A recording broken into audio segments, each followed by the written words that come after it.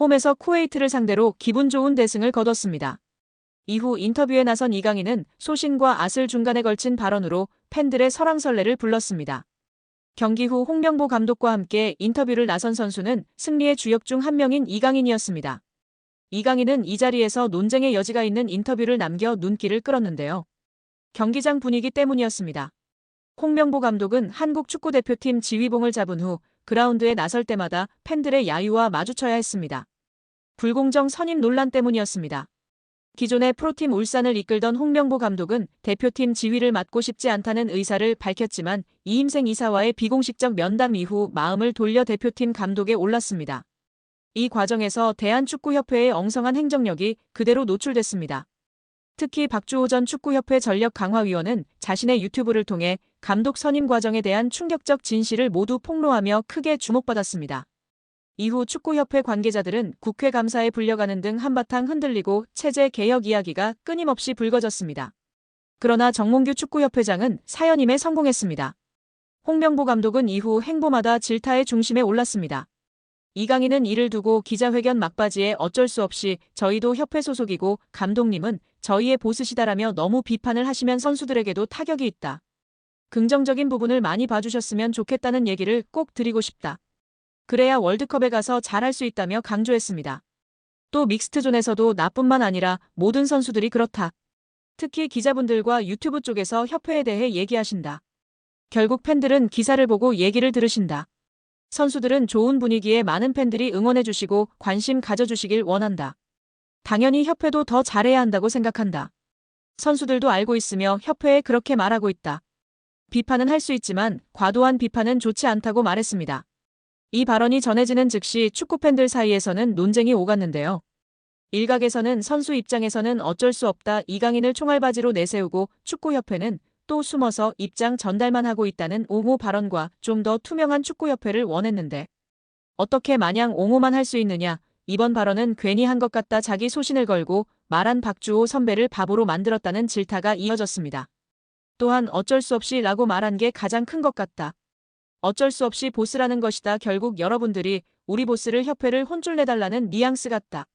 그렇지 않다면 우리는 어쩔 수 없이 따라야 하는 수동적인 존재라는 것을 이야기하는 것 같다는 의견도 있었습니다. 이와 별개로 현장 분위기가 지나치게 감독을 보이콧하는 분위기로 흘러 선수단에도 영향이 갈 수 있다는 의견이 뒤따랐습니다. 별개로 축구협회의 감독 선임 이후 해명 및 수습 과정을 살펴보면 리스크가 큰 발언임에는 틀림없는데요.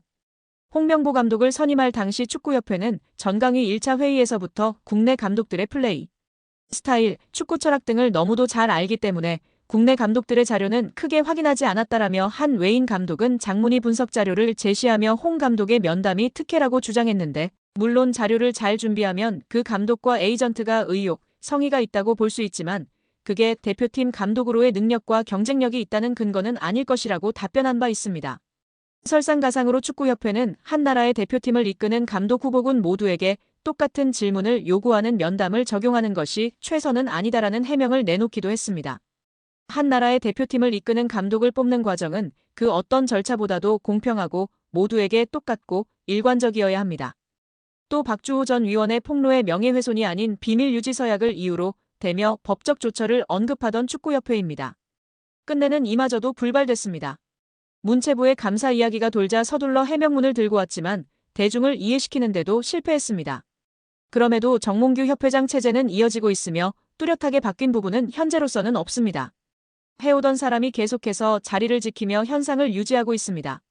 협회 소속 선수 입장으로는 말맞다나 어쩔 수 없는 부분이나 외부 언론, 여론까지 이를 이해하고 넘어가기는 어려운 상황이라는 점을 좌시하지 말아야 할 것 같은데요. 우리 구독자 여러분들의 생각은 어떠신가요?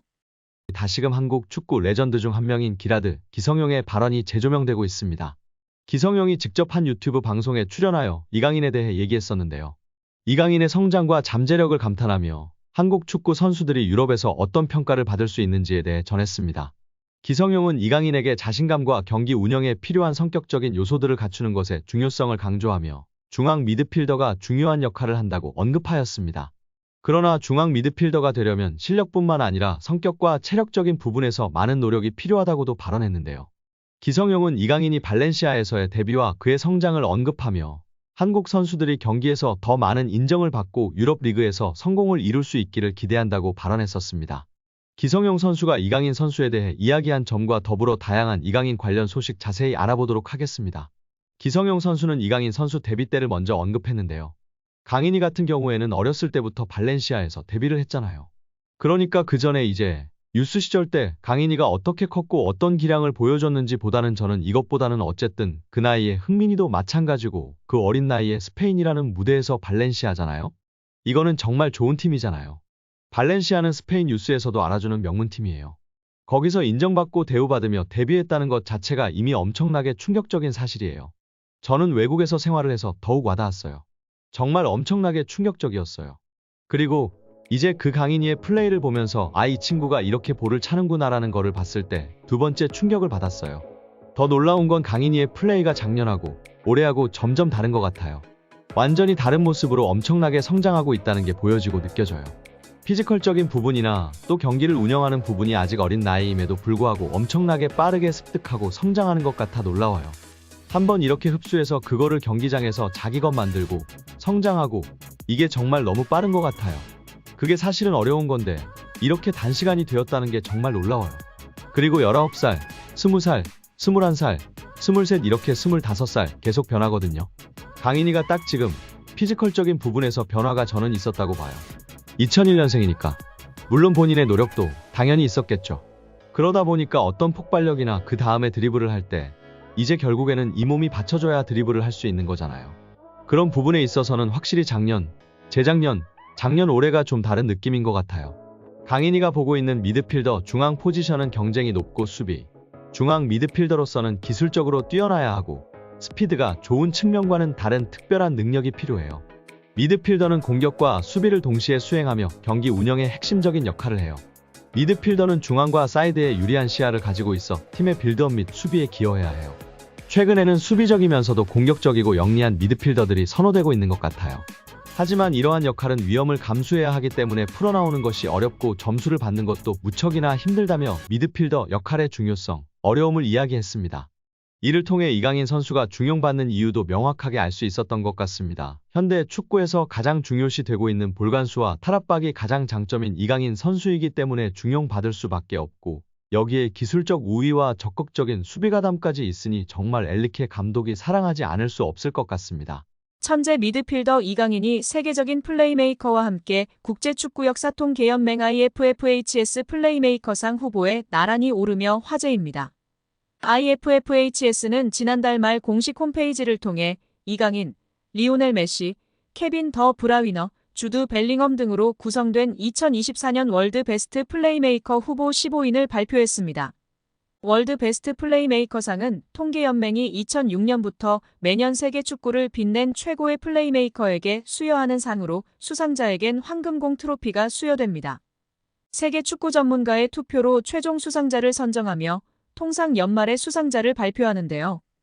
역대 수상자 면면은 화려합니다. 메시가 통산 최다인 5회 수상했고 사비 에르난데스가 4회, 더 브라위너가 3회, 안드레스 이니에스타가 2회 수상하며 메시의 뒤를 이었습니다.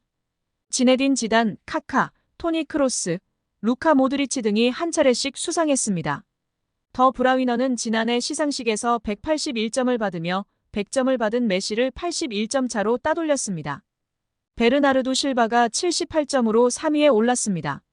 시즌별로 가장 창의적인 플레이를 펼친 선수들에게 트로피가 주어졌는데요. 이런 전설들이 수상한 플레이메이커상 최종 후보에 이강인이 뽑힌 것만으로 큰 의미가 있다는 평가입니다. 통계연맹은 최근 2시즌 이강인이 공격 포인트뿐 아니라 프랑스 리그1과 유럽 챔피언스 리그에서 선보인 드리블 돌파 찬스 메이킹 등의 능력을 높이 평가한 것으로 보입니다. 이강인은 올 시즌 챔피언스 리그에서 키패스 11개를 기록하며 전체 공동 4위를 질주하고 있는 상황입니다.